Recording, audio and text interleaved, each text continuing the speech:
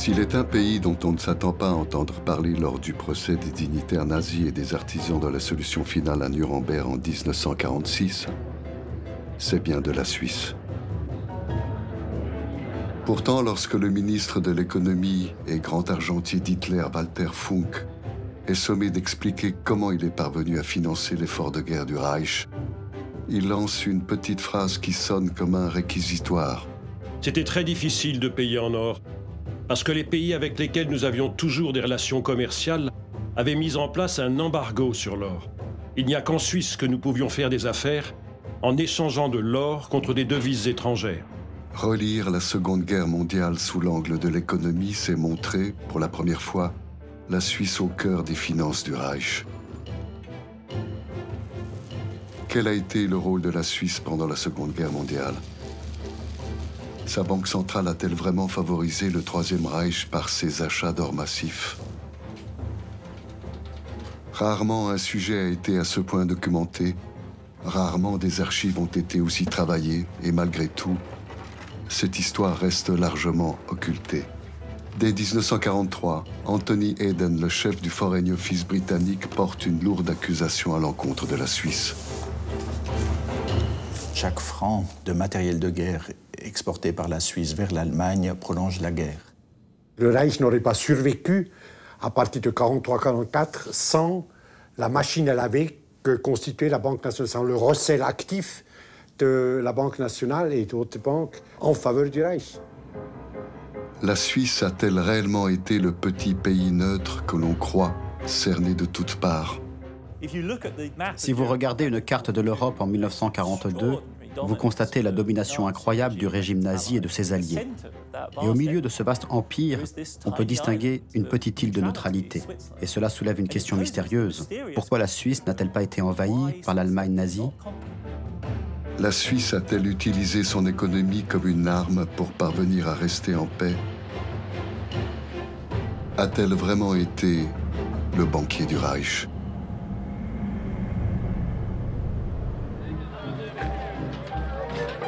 C'est sur une économie exsangue qu'Hitler accède au pouvoir. Les réparations exigées par les Alliés à Versailles après la Première Guerre mondiale et la crise de 1929 ont eu raison de l'économie allemande. Les fondamentaux de l'économie allemande en 1933 sont catastrophiques. L'Allemagne a abandonné les talons or et mis en place un contrôle d'échange. La compétitivité de son économie est extrêmement dégradée en comparaison du Royaume-Uni et des autres pays qui ont dévalué leur monnaie. Le chômage atteint des sommets. Plus de 6 millions de personnes sont sans emploi. Lorsqu'Hitler arrive au pouvoir en 1933, il a deux priorités. Premièrement, relancer au plus vite l'économie allemande et deuxièmement, réarmer l'Allemagne. Here, in utmost secrecy, the hardening up process, building up Hitler's army and his industry.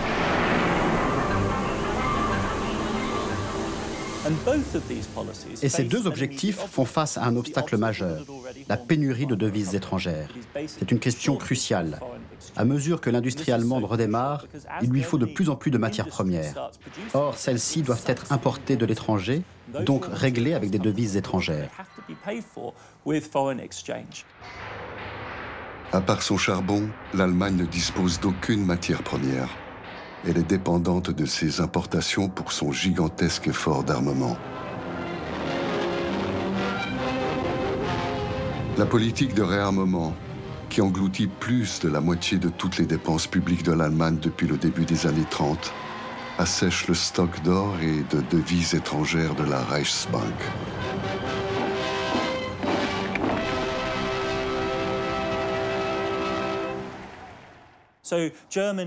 L'Allemagne est une économie vulnérable, elle est sous pression financière.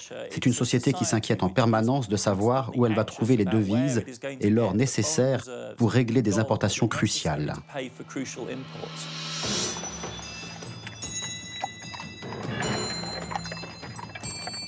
D'un point de vue économique, l'annexion de l'Autriche en mars 1938, avec l'absorption de facto de 1 milliard de marks autrichiens en or et en devises par l'Allemagne, marque un répit pour les réserves de la Reichsbank.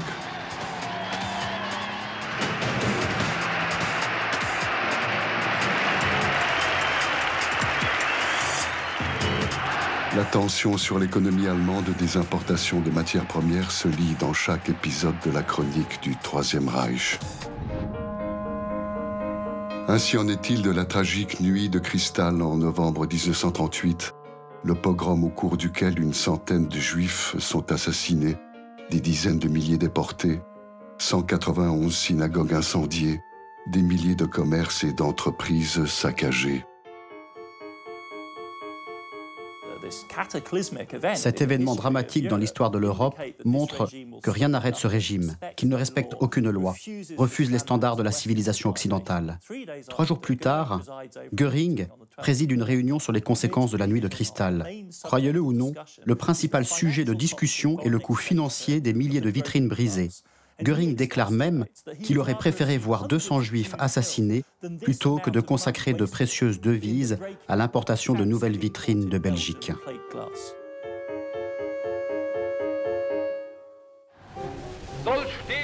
Depuis l'accession de Hitler au pouvoir, Hjalmar Schacht, qui dirige le ministère de l'économie et préside la Reichsbank, a tenté d'organiser l'autarcie de l'Allemagne. Un vaste programme de fabrication de matières synthétiques, caoutchouc, tissu, carburant, est mis sur pied. Malgré tous les efforts consentis, les importations de matières premières creusent le déficit. En 1939, le milliard de marks récupéré par le Reich après l'annexion de l'Autriche a été englouti en quelques mois. La situation financière de l'Allemagne est à nouveau intenable. Hjalmar Schacht alerte le Führer. Le fameux mémorandum du président de la Reichsbank, qui était Schacht, Hjalmar Schacht à l'époque, qui écrit le 7 janvier 1939 à Hitler, dit « Nous sommes en faillite, nous sommes au bord de l'incapacité de paiement, la Reichsbank est au bout, il faut changer radicalement de politique ». À ce moment-là, la Reichsbank essaie de faire pression sur Hitler pour qu'il revoie entièrement les orientations de son régime sous la pression des contraintes économiques. La réponse de Hitler est sans ambiguïté. Hjalmar Schacht est limogé de la Reichsbank. Il reste ministre, mais n'a plus de portefeuille. Et on peut regarder le déclenchement de la Deuxième Guerre mondiale comme une campagne de rapine, de pure rapine.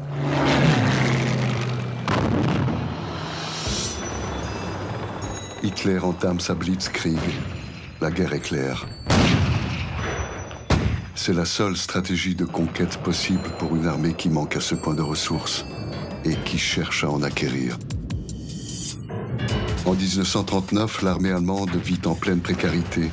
Elle dispose par exemple de réserves en munitions qui couvrent simplement 14 jours de combat.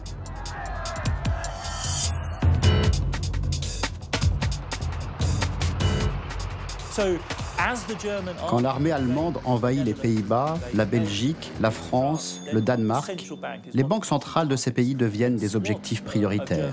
Des équipes d'experts allemands sont envoyées pour fouiller les coffres des banques, les appartements un peu partout en Europe, pour trouver des métaux précieux, des devises, des bijoux ou des actifs qui peuvent être saisis par les nazis et utilisés comme moyen de paiement pour acquérir des matières premières.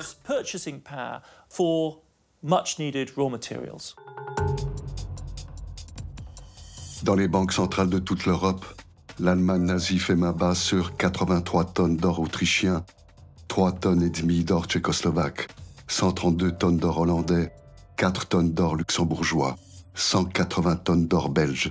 Puis, en 1943, après la chute de Mussolini, 65 tonnes d'or italien et albanais. Jamais le pillage des pays occupés n'a été aussi systématisé que durant la Seconde Guerre mondiale. Le pillage n'est pas tout. Encore faut-il monnayer cet or pour acquérir les indispensables matières premières.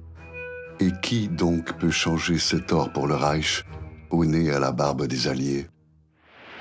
Plus que tout autre, la Seconde Guerre mondiale est une guerre économique. Afin d'isoler les forces de l'Axe, les Alliés installent très tôt un blocus. Blocus commercial sur les importations allemandes de matières premières. Blocus sur les devises avec un strict contrôle d'échange sur la livre sterling britannique et le dollar américain. À ce moment-là, le franc suisse était la seule devise que l'Allemagne pouvait utiliser librement sur des marchés qui n'étaient pas sous contrôle de l'Axe, donc de l'Allemagne. Dans ce contexte, les services que la Suisse a pu offrir en acceptant l'or de l'Allemagne pour l'échanger en francs suisses étaient très précieux pour l'Allemagne. Et quand on regarde un peu les statistiques, on voit que 4/5 de l'or que la Reichsbank a vendu pendant la guerre a été placé ou a été accepté par la Banque nationale suisse.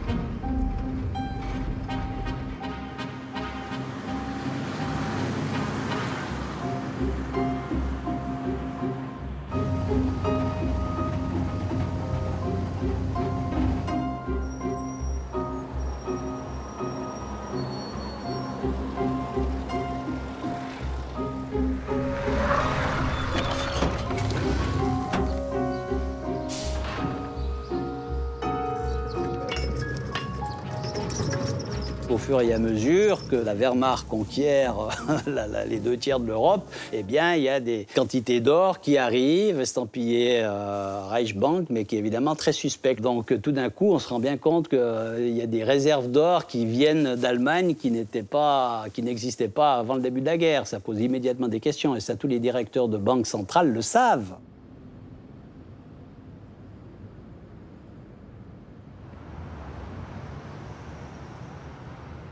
Jean-Pierre Roth a été le banquier central de la Suisse pendant 15 ans. Président de la BNS, la Banque nationale suisse, à la fin des années 90, il a été celui qui a dû comprendre et expliquer l'activité de l'institution dans les années sombres de la guerre.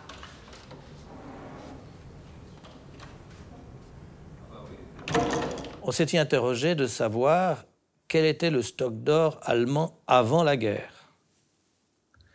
Et une des lignes de conduite était de dire, tant que les livraisons restent dans le cadre de ce qu'on pouvait supposer détenu par la Reichsbank avant la guerre, on doit être dans une zone qui n'est pas contestable. On se posait des questions, mais on n'allait pas très loin dans l'analyse juridique, et c'est une des critiques que l'on a pu faire a posteriori, c'est qu'on ne s'était pas assez posé de questions, et qu'on avait fait jouer finalement la bonne foi. C'est-à-dire, on nous assure que... La Banque nationale, vous imaginez, des banquiers, c'est quand même pas des imbéciles, enfin, qui ont une prudence de Sioux, en général, les banquiers suisses. Ils n'ont jamais demandé une attestation de provenance, d'origine de ce butin. Alfred Hirsch, délégué de la Banque nationale dans la délégation suisse, dit non, on n'a jamais demandé, la parole de Poul nous suffisait. Emil Poul a fait toute sa carrière à la Reichsbank depuis la Première Guerre mondiale. Aux yeux du reste de l'Europe, c'est lui, le directeur et vice-président de l'institution, qui incarne la politique de la Banque centrale allemande. Les interlocuteurs de la Reichsbank pour la BNS étaient connus d'avant-guerre. Et c'était des gens avec qui on avait établi des relations, un dialogue normal, de confiance. Aujourd'hui, entre banquiers centraux, il y a une très grande confiance. On se parle ouvertement, on échange des informations. Et vous voyez bien que on se dit, mais cette personne, jusqu'à présent, mon interlocuteur de la Reichsbank, pourquoi me mentirait-il? J'avais confiance en lui. Et s'il me dit que le stock d'or allemand est suffisant pour couvrir toutes les livraisons, est-ce que j'ai pas de raison de croire qu'il ne dit pas la vérité?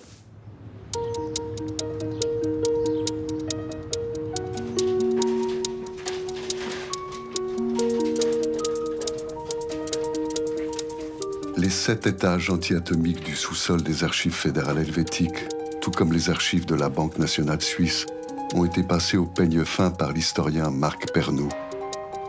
Les comptes rendus de réunions des directeurs de la Banque nationale suisse réservent aux chercheurs une stupéfiante révélation. Les plus hauts dirigeants de la BNS ont envisagé de se conduire en parfaits faussaires. Au cours de l'année 1942 parviennent en Suisse des informations sur le fait que des transactions douteuses ont été opérées par la Reichsbank. Et cela interpelle les diplomates suisses, mais aussi la direction générale de la Banque nationale. Et l'un des directeurs généraux propose même de refondre ces lingots vendus par la Reichsbank pour effacer les traces de l'origine effective de ces lingots.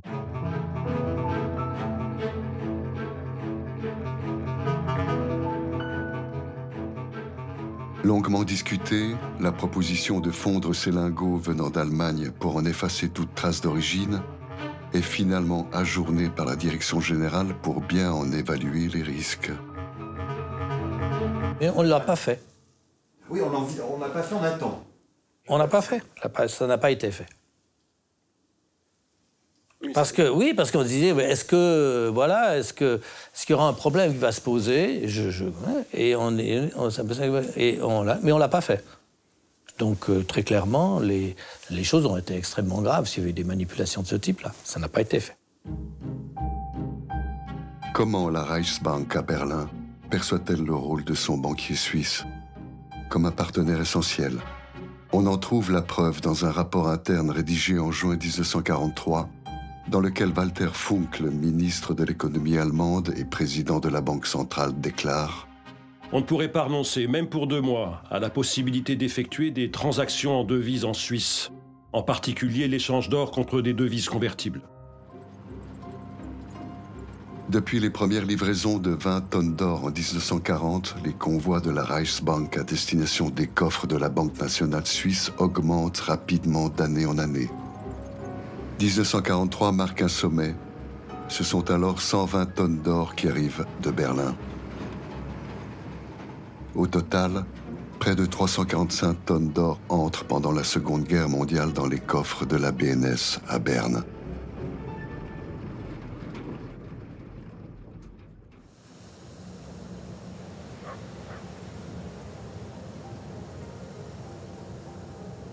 Pourquoi l'Allemagne a-t-elle tant besoin de francs suisses? Se servir sur la bête dans les pays occupés ne lui suffit-il pas? Pourquoi doit-elle à tout prix commercer avec les pays neutres et importer du pétrole de Roumanie, du fer de Suède ou du chrome de Turquie? C'est au fond d'une vallée perdue du nord du Portugal, à Rio de Frades, qu'il faut aller chercher la réponse, dans les vestiges d'une mine de tungstène gérée par le Reich tout au long de la guerre.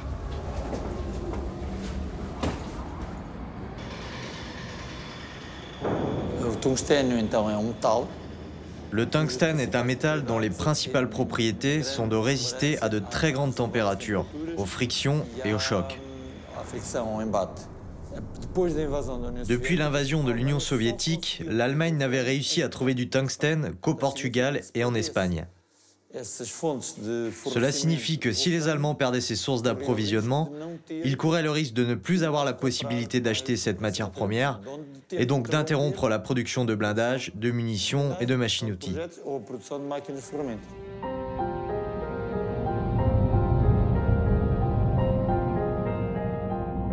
Votre moteur d'avion, vous ne pouvez pas le fabriquer si vous n'avez pas le tungstène qui permet de faire qu'à 6000 degrés, quand le Stuka est en train de faire un piqué, bien, où le moteur monte à je ne sais pas combien de milliers de degrés, bien, votre moteur ne va pas péter. La même chose pour les huiles de graissage, etc. Et c'est là, dans ces tout petits segments, mais décisifs, sans lesquels votre machine de guerre s'enraye au sens, non pas figuré, mais propre du terme, que les Suisses, ou la Banque nationale suisse, jouent un rôle très important. Quand on considère l'apport fourni par les milieux dirigeants suisses à l'effort de guerre allemand, c'est pas quantitativement qu'il est important, c'est qualitativement.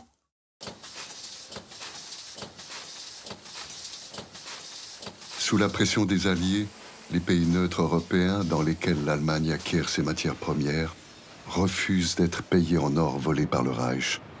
L'exemple du tungstène portugais dévoile le système sophistiqué d'échange qui se met en place avec l'aide de la Suisse, le commerce triangulaire. Alors que faisait la Reichsbank? Elle allait vers les banques suisses acheter du franc suisse contre de l'or, c'est le début de la guerre, utiliser ces francs suisses pour payer ses fournisseurs portugais, et la Banque du Portugal présentait les francs suisses à la BNS pour conversion en or. Alors l'or ne partait pas pour Lisbonne le lendemain, mais la première chose, c'était au sein des caveaux de la Banque nationale suisse, du caveau Banque nationale suisse, on mettait le lago dans le caveau, dans le trésor de la Banque du Portugal. Au terme des échanges triangulaires, les francs suisses partis de Berne sont revenus à Berne. Quant à l'or qui est entré dans les coffres helvétiques, il n'en sort pas. Pas toujours.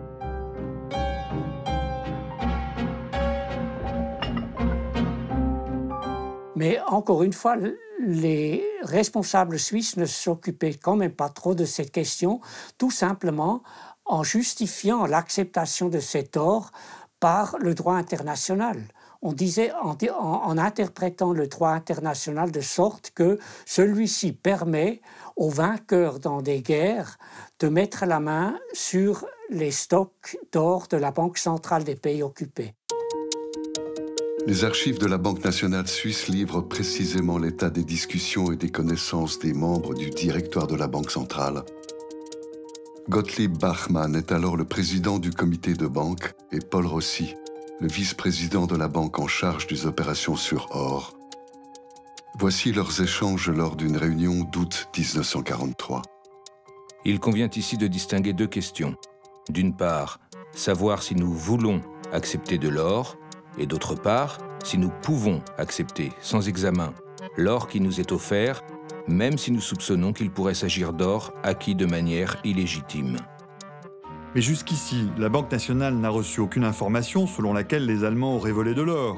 La réquisition d'or est un droit qui revient à l'occupant en vertu des règles du droit international public.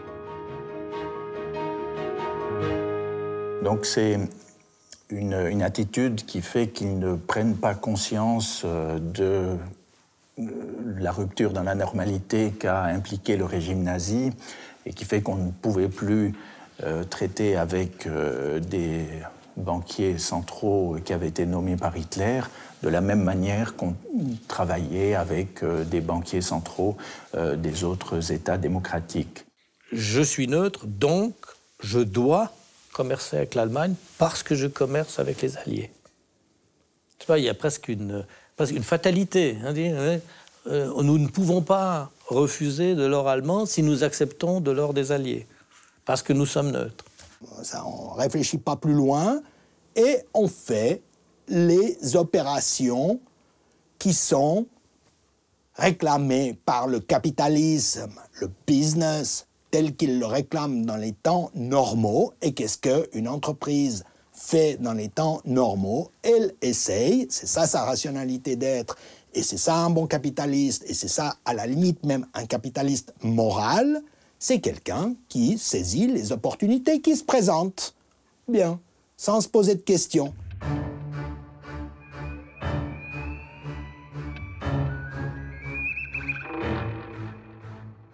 C'est une évidence lors du débarquement allié sur les plages de Normandie en juin 1944. L'issue de la guerre ne fait plus de doute. Les seules questions sont celles du délai et des conditions de la victoire des Alliés. Faisant fi de toute prudence, la Banque nationale suisse poursuit son activité avec la Reichsbank. Pourtant, depuis 1942 déjà, les Alliés ont précisément documenté les activités suisses. Ils ne cessent de réclamer à la Confédération l'arrêt des achats d'or à l'Allemagne. La Suisse tergiverse. Il faut attendre le 8 mars 1945, quelques semaines seulement avant le suicide d'Adolf Hitler, pour que les autorités suisses finissent par signer à Berne des accords Curie avec les Alliés, par lesquels elles s'engagent à ne plus accepter d'or de l'Allemagne. Mais, un mois après la signature de l'accord, un nouvel achat d'or est réalisé. Le 13 avril 1945, 132 lingots quittent encore le dépôt de la Reichsbank à Constance pour les coffres de Berne. Tout le monde sait que des comptes nous seront demandés à notamment à la Banque nationale, au gouvernement suisse, etc. Et pourtant, malgré les engagements politiques de la Suisse, pris un mois, il procède quand même à ce dernier achat qui a servi à rembourser un certain nombre d'assurances qui craignaient d'avoir perdu leurs fonds sur place. C'est difficile, je ne sais pas, je sais pas pourquoi, il n'y a pas vraiment de réponse à ça. Jusqu'aux toutes dernières heures du régime nazi, la Reichsbank a pu compter sur la Banque nationale suisse. Dans Berlin, soumise à un déluge de bombes américaines, britanniques et soviétiques, Émile Poul, qui revient d'un séjour en Suisse, peut écrire à son chef Walter Funk. Je puis dire que les Suisses ont eu pour moi toutes les attentions possibles. Hier, par exemple, ils ont donné un banquet en mon honneur, ce que nos ennemis ont naturellement appris tout de suite. La réalité, c'est que le pays n'est pas détruit. Alors, si c'est ça la bonne affaire, c'est la réalité. Le pays n'a pas été détruit. Quand on regarde les images de la France, de l'Allemagne, de l'Italie à l'issue de la guerre, on sent très bien que ce pays a eu une chance extraordinaire de ne pas avoir été détruit. La guerre, avec son cortège de malheurs, a épargné notre pays. Le dimanche a conservé ses attraits. Nous entreprenons des excursions. Nous fréquentons les places de sport.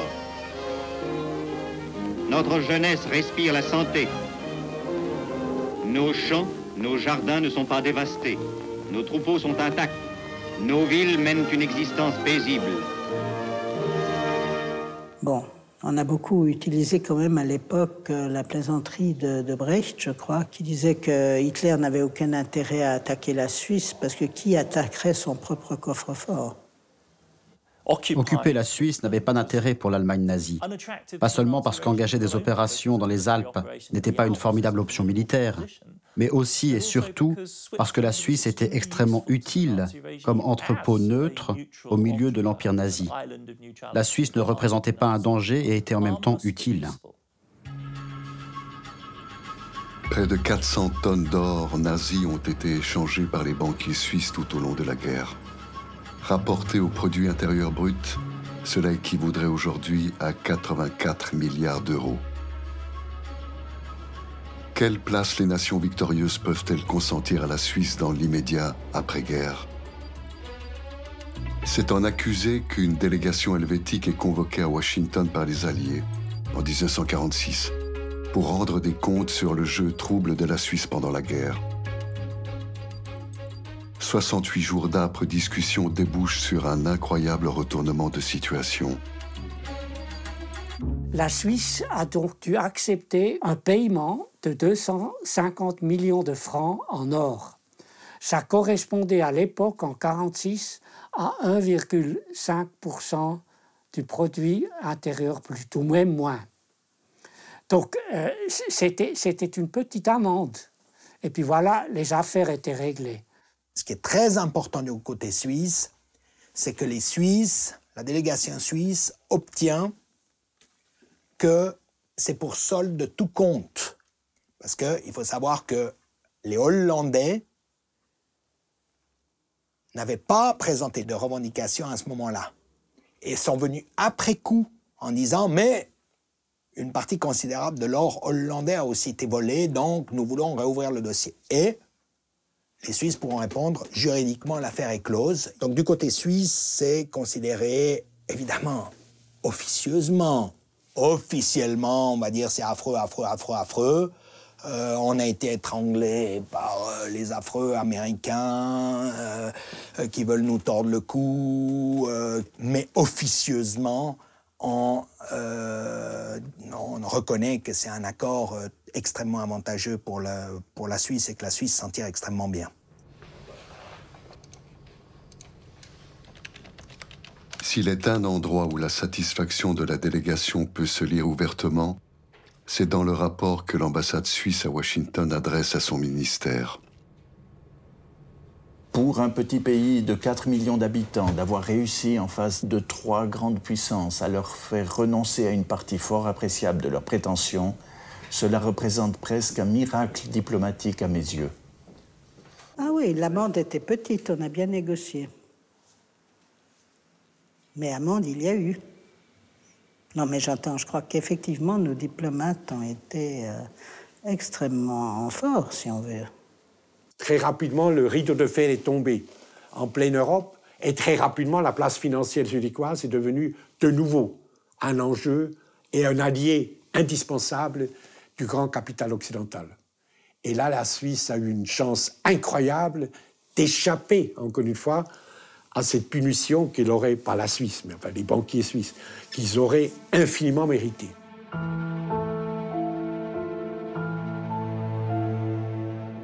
Comme nombre d'autres pays européens, la Suisse d'après-guerre va se construire une histoire magnifiée, mythique, composée de résistance héroïque à l'ogre nazi, de généreux accueils de réfugiés et d'impeccable neutralité.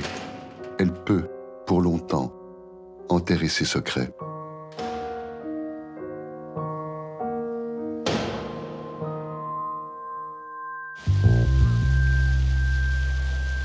C'est presque par hasard, 50 ans après le miracle de Washington, au milieu des années 90, que l'histoire réelle de l'or nazi blanchi par la Banque nationale suisse ressurgit à l'occasion d'un violent contentieux politique entre les États-Unis et la Suisse, l'affaire dite des comptes en déshérence.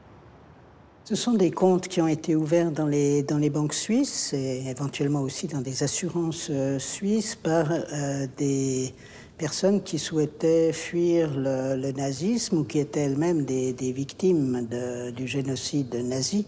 Beaucoup de ces gens n'ont pas survécu et donc ces fonds sont restés dans les comptes des banques et des assurances.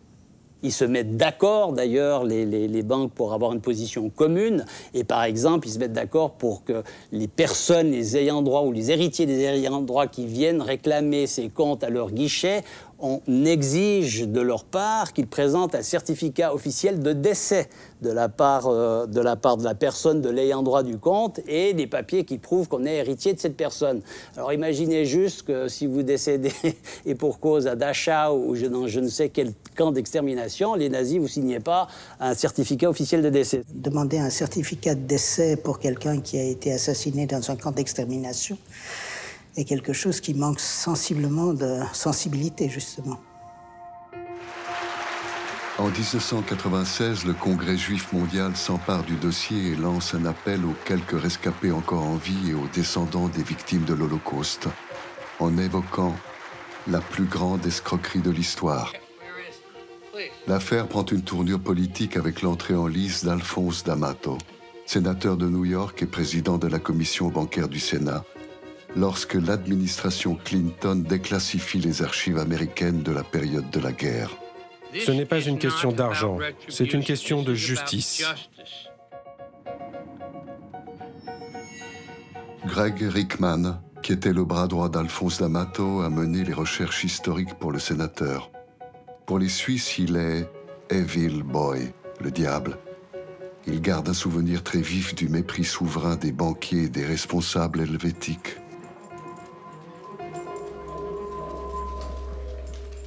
Il y avait l'idée qu'il n'y avait plus de survivants, que cela ne concernait pas beaucoup d'argent en fait.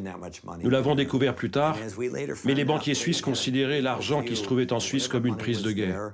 Ils considéraient que c'était à eux. Personne n'était venu le réclamer. Ils voulaient juste le garder. Une gaffe du président de la plus importante banque suisse, l'UBS, symbolise à elle seule cet état d'esprit des responsables suisses. 10 millions. Mais 10,5 millions, ça c'est aujourd'hui. Ce sont les intérêts des intérêts des intérêts. Dans ce cas, je crois qu'on peut dire que ce sont vraiment des cacahuètes. Et il emploie le terme « peanuts », qui va faire le tour du monde en quelques secondes, si j'ose dire, enfin qui va mettre le feu aux poudres, parce que ça va profondément choquer des associations juives et qui se sentent insultées par la réponse du grand patron de la banque. Face à l'impitoyable campagne américaine qui s'est enclenchée, les autorités et les banquiers suisses multiplient les maladresses, même lorsqu'ils tentent de reprendre l'initiative. Voici la liste publiée dans le New York Times. Les noms des comptes listés par les banquiers suisses. Sous la pression américaine, l'Association suisse des banques dépense 5 millions de dollars pour publier dans les journaux de 28 pays la liste des détenteurs de comptes en déshérence. Cela va faire l'effet d'une bombe, mais pour des raisons très inattendues. Sur cette liste des 1862 personnes, ils ont oublié d'épurer la liste. Et un grand nombre de nazis, justement les Kaltenbrunner, Tukla et autres, et Bauer, figurent sur la liste. Figuraient sur cette liste les noms de Willy Bauer, pseudo d'Anton Burger, l'assistant d'Adolf Eichmann, Elisabeth Elder, la femme d'Ernst Kaltenbrunner. Il s'agissait de nazis de premier rang, des criminels de guerre ou des officiels de haut rang avec des comptes en Suisse. Même si elles l'ont fait sous la pression, les banques suisses ont essayé de faire quelque chose de positif. Mais une fois encore, ça a mal tourné pour elles.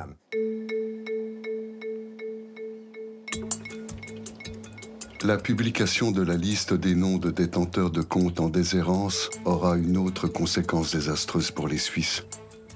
Madeleine Koenig, ancienne gouverneure de l'État du Vermont aux États-Unis, fut la protagoniste principale de cette nouvelle mésaventure. Je suis née en Suisse, à Zurich. Nous avons quitté la Suisse à cause de la Seconde Guerre mondiale en 1940, alors que je n'avais que 6 ans et demi. Quand le président Bill Clinton m'a offert le poste d'ambassadeur en Suisse, c'est un peu comme si ma vie avait fait une boucle complète.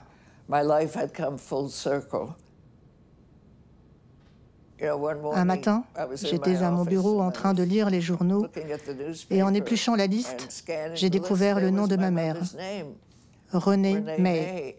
Ce fut un vrai choc. Les Suisses ont voulu bien faire, mais cela s'est retourné contre eux. Ils ne pouvaient pas imaginer que l'ambassadeur du pays, qui les poursuivait pour leurs méfaits, allait trouver le nom de sa mère dans cette liste. J'ai partagé l'argent avec mon frère. Cela représentait tout juste une centaine de dollars chacun. Parce que vous savez, les banques suisses, au lieu de vous verser des intérêts, elles prennent une commission pour conserver votre argent. Je pense qu'il n'y a jamais eu beaucoup d'argent sur ce compte, mais c'était probablement plus élevé que ce que nous avons récupéré. C'est une drôle de façon de gérer des comptes. Mais ça a l'air de marcher, pour les Suisses en tout cas. Pour forcer les banquiers et les institutions suisses à réagir enfin sur les fonds en déshérence, les Américains fouillent les archives pour exhumer des faits embarrassants. Ils dévoilent des pans entiers de la mémoire collective suisse refoulée pendant 50 ans. La question des achats d'or de la Banque nationale suisse réapparaît inéluctablement. Nous avons des documents confirmant que les Suisses étaient directement et activement impliqués dans le transport d'or pour le compte des nazis. Ces documents montrent que l'affirmation selon laquelle la Suisse était neutre durant la Seconde Guerre mondiale est un non-sens absolu. Comme ce document l'indique, 2 tiers de l'or vendu par les nazis durant la Seconde Guerre mondiale ont pris le chemin de la Banque nationale suisse. La seule conclusion que l'on peut tirer de ces documents, c'est que la Suisse a prolongé la guerre. C'était le seul débouché possible pour l'Allemagne. Ils ont fourni l'argent pour continuer de faire tourner la machine de guerre nazie. Si les nazis n'avaient pas eu accès au système bancaire suisse, ils n'auraient pas pu financer la guerre. La Suisse a prolongé la guerre. L'accusation lancée par les Américains fait toujours débat aujourd'hui. On peut s'imaginer que dans des moments difficiles, avec un boycott de la Suisse, on aurait probablement pu perturber certains secteurs technologiques hautement spécialisés de la production allemande. Mais la question de savoir si cette perturbation aurait vraiment raccourci la guerre, ça c'est une pure spéculation. J'en sais rien. Comment savoir? C'est difficile de faire de l'histoire hypothétique, non? Qu'il s'agisse de 6 mois, d'1 mois ou d'1 jour, combien de personnes sont mortes dans le monde et en Europe à cause de leur financement? Des millions d'hommes supplémentaires sont morts probablement à cause de l'activité consciente de receleurs, de laveurs de l'or volé de la Suisse. Le 7 mai 1997, lorsqu'elle est lancée par l'administration Clinton, l'accusation fait l'effet d'un coup de tonnerre. La population suisse, secouée, désorientée et indignée, ne sait plus à quelle histoire se vouer. Donc à un moment donné, il fallait quand même commencer à apporter des réponses un tout petit peu plus substantielles que de dire « mais non, ça c'est des vieilles histoires ». Donc en catastrophe, un peu en catastrophe, l'administration, enfin le gouvernement va mandater des historiens pour commencer à apporter des réponses en espérant que ça allait calmer les choses. Jusqu'à la fin de l'année dernière, Jean-François Bergier était un professeur d'histoire, comme les autres. En quelques jours, depuis sa nomination à la tête de cette prestigieuse commission internationale d'experts chargée de revisiter le passé de la Suisse, ce Vaudois, prof à Zurich, est devenu l'objet de toutes les attentions et surtout de toutes les attentes. Il a la lourde tâche de réconcilier les Suisses avec leur histoire récente.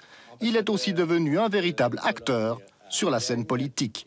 Il met sur pied cette commission et surtout la décision importante, c'est qu'il donne les moyens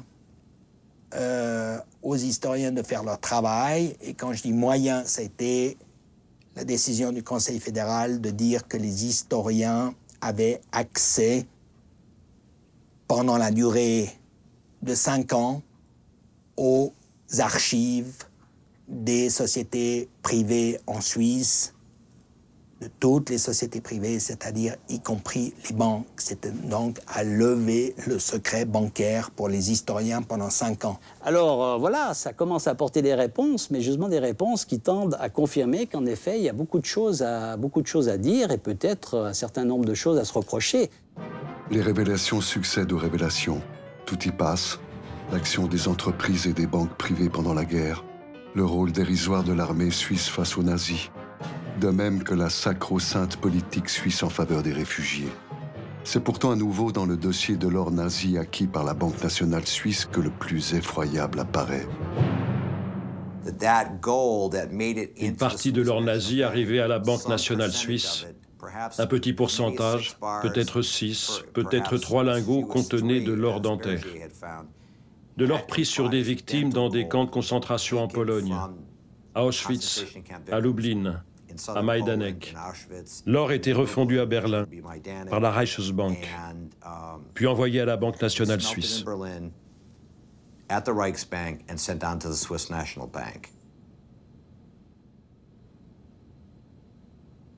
On ne peut pas nier non seulement la possibilité, mais l'évidence que même si c'était marginal, mais de l'or de ces Juifs qui sont morts dans les camps de concentration est arrivé en Suisse et a trouvé finalement, entre guillemets, refuge dans les coffres de la Banque nationale suisse. Avec l'ouverture des archives privées aux historiens, le Parlement suisse a voté l'interdiction formelle de détruire les documents datant de la Seconde Guerre mondiale. C'est pourquoi les révélations de Christoph Mailly, à l'époque veilleur de nuit de l'Union des banques suisses, l'UBS, vont déclencher une nouvelle tempête qui mettra tout à la fois en cause les institutions bancaires suisses, mais aussi la justice du pays. C'est de cet employé de sécurité que vient toute l'affaire. La semaine dernière, il faisait sa ronde à l'UBS de la Bahnhofstrasse. Dans la salle où l'on détruit les actes officiels, il découvre des livres de comptabilité. Il y avait entre autres des classeurs assez épais. Ils dataient des années 30 jusqu'en 1940. Il s'agissait d'immobilier à Berlin. Pour moi, c'était clair que de telles données ne doivent pas être détruites. Elles doivent être soumises aux commissions d'experts.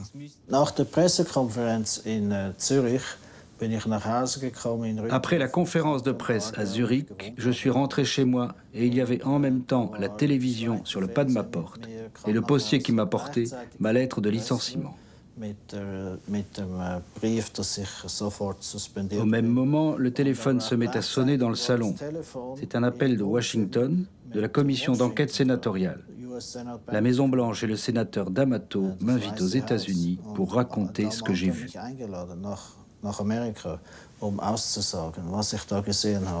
Christophe Meili est un héros et non un criminel, dit le bouillant sénateur. Mais il est menacé par la justice suisse pour violation du secret bancaire, alors que l'employé de l'UBS qui a ordonné la destruction des documents n'est pas inquiété. Après avoir révélé ces documents, il a été accusé par UBS de violer le secret bancaire, autrement dit, de vol. Ce qui est paradoxal puisque ces documents devaient être détruits. À cette époque et encore maintenant, les gens disaient « Meili est avec les Juifs, Meili a été acheté par les Juifs, Meili reçoit de l'argent des Juifs ». Je ressens aujourd'hui ce que les Juifs ont vécu à l'époque.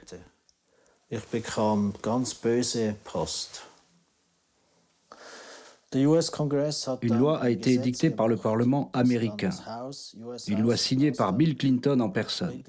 Je suis devenu ainsi le premier réfugié politique suisse aux États-Unis.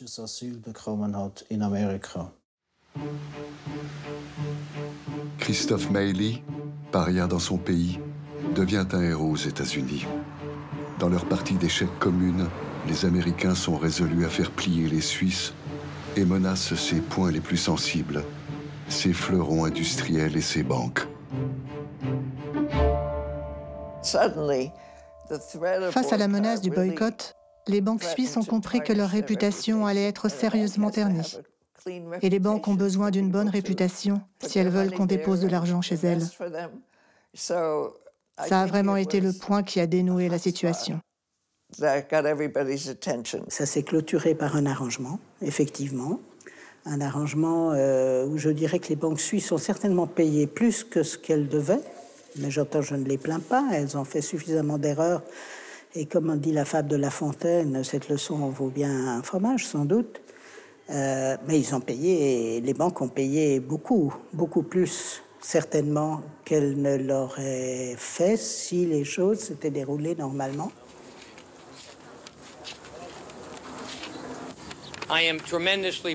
Je suis extrêmement heureux d'annoncer que nous avons trouvé un accord historique avec les banques suisses.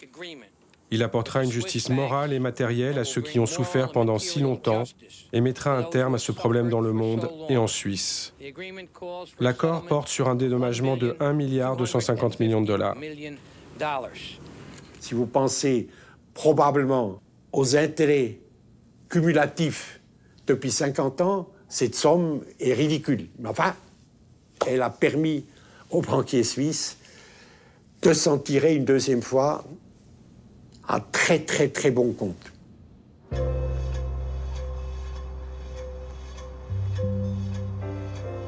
Après une période de curiosité réelle pour son histoire, après 3 années de révélations et d'attaques, lorsqu'enfin la commission suisse d'historiens du professeur Bergier publie les 11 000 pages de son rapport et revisite de fond en comble l'histoire helvétique pendant la guerre, c'en est trop pour la majorité des Suisses. L'économiste Jean-Christian Lamblay s'est fait une spécialité de la défense de la mémoire héroïque de son pays. On a créé ce mouvement, n'est-ce pas, groupe de travail Histoire vécue, pour s'opposer à ce qu'on considérait comme étant des dérives, et des interprétations tendancieuses, souvent malveillantes. Donc, avec comme finalité la situation politique actuelle, n'est-ce pas? Il s'agissait de salir l'image de la Suisse. Comment vous faites si vous êtes à côté d'un pays de 80 millions d'habitants? Parce que je rappelle qu'au recensement 1940, l'Allemagne avait déjà 80 millions d'habitants. Alors que vous êtes 4 millions et que vous n'avez pas de matières premières, que vous produisez la moitié de la nourriture dont vous avez besoin, il faut bien à ce moment-là vivre, n'est-ce pas? Eh bien, jusqu'à présent, les appels vont vraiment tous, absolument tous, dans le même sens. Les téléspectateurs sont extrêmement critiques face aux travaux de la commission. On a des mots extrêmement durs. On reproche à la commission Bergier de n'avoir pas tenu compte du contexte qui prévalait à l'époque. On n'a pas une vue d'ensemble, nous dit-on, dans ce rapport Bergier. On nous dit aussi que d'autres pays ont fait bien pire que la Suisse, qu'il ne faut pas nous culpabiliser. Écoutez, il y a une majorité bourgeoise en Suisse d'environ 2 tiers, qui partagent cette philosophie, qui partagent ces vues. Tous ces gens ont eu l'impression qu'on les dépouillait de de leurs souvenirs, de leur fierté, du sentiment de résistance que la Suisse avait. J'entends, on était très fiers qu'Hitler ait, semble-t-il, appelé la Suisse le petit hérisson. J'entends, on se voyait bien dans ce rôle-là d'une petite bête minuscule, pas très puissante, mais capable de repousser tout agresseur avec ses piquants.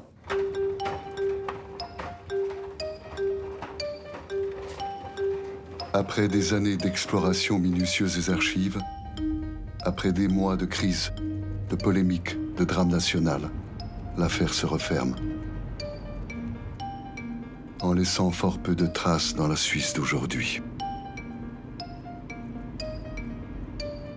Combien de fois peut-on lire qu'une nouvelle banque suisse est poursuivie par la justice américaine, doit payer une amende pour avoir fait quelque chose d'illégal, avoir aidé un trafiquant d'armes ou blanchi de l'argent? Je trouve fascinant que les banques suisses continuent d'être engagées dans des opérations douteuses et doivent faire face à des sanctions judiciaires. Je me demande si les banques suisses ont appris quelque chose.